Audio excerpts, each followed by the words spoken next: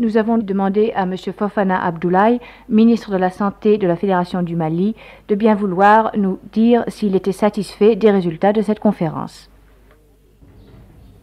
Nous venons de tenir à Paris une conférence sur la santé, sur le thème général de la jeunesse et sur le double point de vue de la santé et de l'éducation. Cette conférence a, à mon sens, un intérêt positif. C'est d'abord qu'elle a réuni les divers ministres intéressés des États de la communauté et a permis de procéder à des échanges de vues très complets, très francs.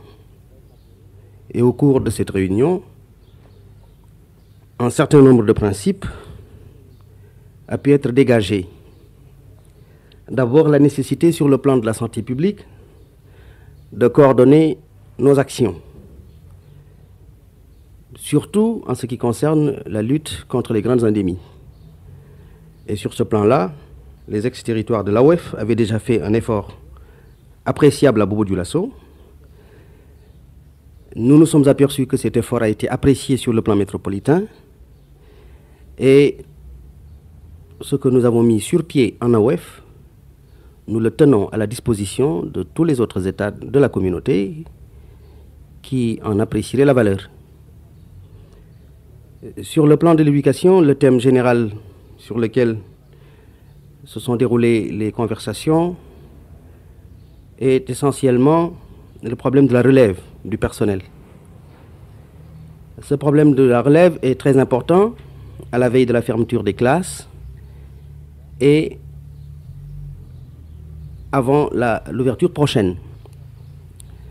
Cette conférence portant sur l'enseignement et sur la relève du personnel a permis aux États qui ont participé à cette conférence de faire le point de la situation en ce qui les concerne. D'abord, de faire le point de leurs besoins, de faire préciser par la République française également l'état des disponibilités en personnel. Et cela a permis aux uns et aux autres de formuler leurs besoins et de connaître les limites de la métropole en matière de fourniture de personnel.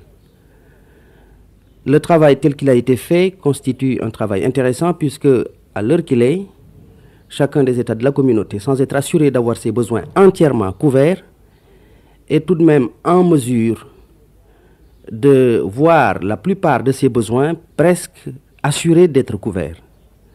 Et je crois que c'est un résultat appréciable. Le travail n'est pas fini.